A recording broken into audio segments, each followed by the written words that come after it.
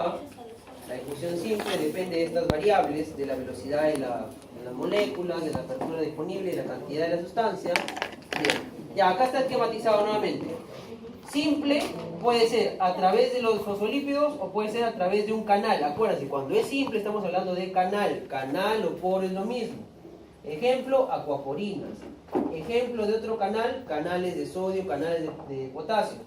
En el caso de los canales de iones, pueden regularse por voltaje. Y eso va a ser importante para la siguiente clase, que tiene que ver con potencial de membrana. Bien, o sea, le puedo poner una tranca acá, o le puedo poner una tranca acá, pero ojo, miren, este espacio central nunca se cerró, siempre estuvo abierto. En el caso de la difusión facilitada, la diferencia es que la molécula que está afuera se une primero a esta proteína y esta proteína se aloca, cambia y la hace entrar.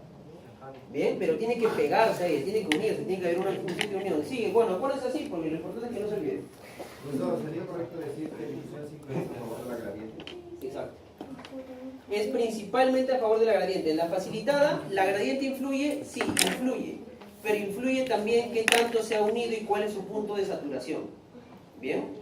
Vamos a poner un ejemplo para que esto sea más fácil de entender. En la bomba de sodio y potasio, ¿cuál es el simple o facilitada? La bomba de sodio y potasio viene a ser transporte activo. ¿Y qué tipo de proteína es la que se inserta? También es una proteína integral, pero también comparte una característica de la facilitada, es saturable. Bien, cada vez que las moléculas se unan a una proteína y tengan que tener cierto grado de afinidad, los transportes son saturables. Por ejemplo, vamos a suponer que esta es la célula del riñón. Bien, lo que está acá en la parte blanca vendría a ser la orina. Esto, si yo sigo hacia allá, hasta este lado de acá, voy a orinar. Y esta parte de aquí es la célula propia del riñón, hacia adentro. Bien, miren, acá está la glucosa, está entrando. Si yo no reabsorbo glucosa, no, que vuelve a entrar al cuerpo, yo orino glucosa. La misma cantidad de glucosa que tengo en la sangre, voy a tenerla en mis riñones para formar orina. Por ejemplo, si tengo 100 miligramos por decilitro de glucosa en la sangre, cuando llegue al riñón van a llegar 100 miligramos por decilitro, igualito. Bien, si yo tengo 100 miligramos por decilitro, como tiene que entrar por difusión facilitada, la glucosa va a unirse a su transportador todavía no está al tope, permite que regrese, se mete al cuerpo, regresó a ti, cuando orinas no hay nada de glucosa. Persona que tiene diabetes, por ejemplo, tiene 180 miligramos por decilitro, 200 miligramos por decilitro de glucosa. ¿Cuál es el tope de esta? Hasta 180. Es decir, que si tienes 200, hasta 180 van a poder reabsorberse los otros 20, ya no se reabsorben, ya no se pueden pegar a esto, porque esto ya llegó a su tope, es como si el bus estuviera lleno, ya no te puedes subir, tienes que bajarte, significa que orinas glucosa. Ese es el ejemplo más saltable, más notable de la difusión facilitada. Bien, requiere unión. Y en el caso del transporte activo, ya pasamos, como dijo la colega, a necesitar energía propiamente del ATP. Hasta este punto, todo lo que era difusión utilizaba la energía de las moléculas, del movimiento propio. Pero ya cuando pasamos al transporte activo estamos diciendo, necesito una energía adicional, que se rompe el ATP y con esa energía, de lo que se liberaba del enlace fosfato, de ahí saco energía para que se puedan mover los iones. Bien, esto fue lo que ya les comenté. Gating se refiere a esa capacidad de regular estos poros, por voltaje o por una cuestión química. A eso se refiere gating. Bien. Cuando dice permeabilidad selectiva se refiere a que el canal de agua deja pasar agua, no va a dejar pasar sodio. El canal de sodio deja pasar sodio, no deja pasar potasio y así. O sea, es específico, no se mete con otro. ¿Bien? Una pregunta, ¿la glucosa siempre pasa por los canales? No, perdón, por los... Esto de acá vendría a ser una proteína integral, pero para el tipo facilitado. Sí. Pero nunca podría pasar por un canal o por otra manera, siempre hay una manera específica de lo que se absorba. Eso que acabas de decir es importante. El transporte de la sustancia siempre es específico, de cada sustancia. ¿Bien? En el caso de la glucosa, el transporte jamás se va a dar por canales. ¿Bien? Jamás se va a dar por canales. Siempre van a ser proteínas integrales, pero del tipo de transportador. Acuérdense que transportador y canal son dos cosas diferentes. ¿Por qué les hago tanto hincapié en esto? Porque cuando lleguen a fisio 4, cuando lleguen a fisio 2, que están, a la parte de Nutri, que están viendo ya diabetes y hablen de GLUT4, que hablen de transportadores, no quiero que se confundan con esto. ¿Bien? Tienen que tener esto demasiado claro, porque se equivocan acá y van a arrastrar ese error hasta que salgan de la universidad y eso no es conveniente. Bien, pero lo que ha dicho la colega es cierto. Muy bien, permeabilidad selectiva de los canales proteicos. Ya, bueno, esto fue lo que comentamos hace un ratito. Gating. El gating es lo que les acabo de mencionar, ¿bien? Puede activarse por voltaje o puede activarse por química. Un ejemplo de esto, ¿bien? Para que tengan una idea. Con la contracción muscular, ¿bien? Con la contracción muscular. Si esta fuera una célula muscular, si llega, por ejemplo, acá una molécula, un neurotransmisor de acetilcolina, ACH es acetilcolina, ¿ya? Acetilcolina.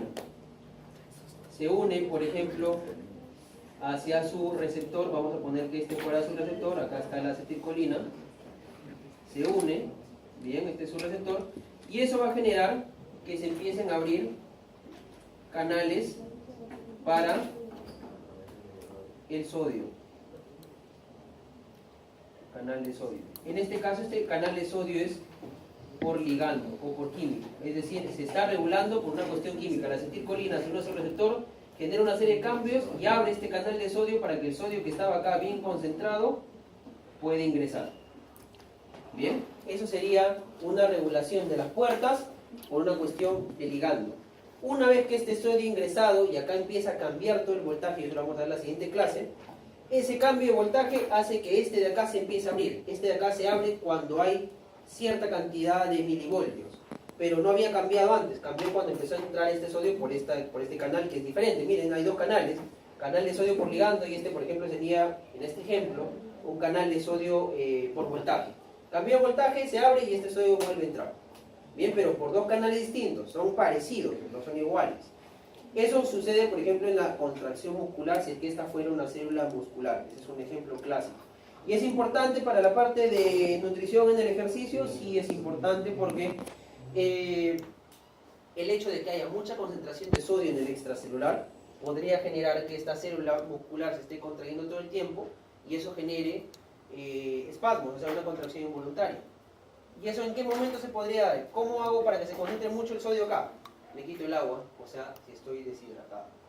Por eso la deshidratación tiene efectos, por ejemplo, sobre los calambres. Bien, sobre los famosos calambres. Que los calambres no son otra cosa que espasmos. Espasmos es contracción involuntaria. Bien. ¿Llegaba a la nutrición? Sí, solamente con una cuestión molecular básica y ahí está demostrado. Bien. Listo. Vamos con la difusión facilitada, acá está lo que les decía, tiene un punto máximo. La difusión simple no. Bien. Nuevamente, y esto lo voy a repetir, difusión simple no necesariamente significa que está pasando solo a través de la capa. Acuérdense que el agua hace difusión simple, a través de poros, pero hace difusión simple. ¿Bien? Y en el caso de la difusión facilitada, ahí está. ¿Ven? Esta molécula se une primero a una porción de la proteína integral, la aloca y hace que se cambie de postura. ¿Bien? Se cambió. Ya, recuérdenlo así si quieren, pero lo importante es que se acuerden. ¿Bien? Claro, cambió su opción. ¿Bien? Ya se dio la vuelta. Casi no se van a olvidar. Por lo menos así no se van a olvidar. Como Sebastián. Ya, sin ejemplos personales. Ya, entonces, difusión facilitada, hay un cambio, ya saben, ¿ya? Hay un cambio. Bien, ahora, puntos importantes que se necesitan para que haya difusión. La concentración, como dijeron por atrás, la diferencia de concentración, noten que acá hay más concentración en el exterior que en el interior. Y ese hecho de que haya más concentración implica también que haya más presión. Esto se lo voy a explicar así. Cada una de estas moleculitas que ustedes ven acá tienen energía cinética, se están moviendo y están chocando unas entre otras y se están transfiriendo su energía, lo que dijimos acá. Pero también cada una de estas moléculas, esta es una membrana, están chocando contra la membrana. Y al chocar contra la membrana generan fuerza. Si esta de acá vamos a contar, por ejemplo, 1, 2, 3, 4, 5, 6, 7, 8, 9, ¿bien? Esta de aquí nomás se ha chocado contra esta, produce una fuerza. Esta de acá, otra fuerza, otra fuerza, otra fuerza. 9 fuerzas se están sumando. Van a generar mucha fuerza contra un área determinada. Por física, presión es igual a fuerza entre área. ¿Bien? Fuerza entre área. Entonces acá yo tengo sumatoria de fuerzas, la fuerza de esta, la fuerza de esta, de esta, de esta, de esta, de esta, y de todas estas de acá, en este mismo espacio. Eso es presión. Entonces el hecho de que haya concentración también genera presión. Si tengo más cantidad de moléculas, es igual a decir más concentración, también voy a tener más presión. O estas moléculas van a chocarse, van a intentar reventar la membrana. ¿Bien? Esa es la manera más simple de entenderlo, porque cuando lo lean se pueden confundir. Bien, entonces la presión y la concentración están directamente relacionadas, sí. Bien. ¿Y qué pasaría si la membrana explota, se rompe? Lo que pasa es que en ese caso lo que va a suceder es que estas moléculas, por ejemplo, supongamos que fuera un ion, ¿ya? En el caso que fuera un ion sodio, va a chocarse intentando reventar la membrana, pero contra su canal. Entonces, de esa manera, como hay mucha fuerza que está empujando, va a empezar a meterse por el canal hasta que llegue hasta el otro lado.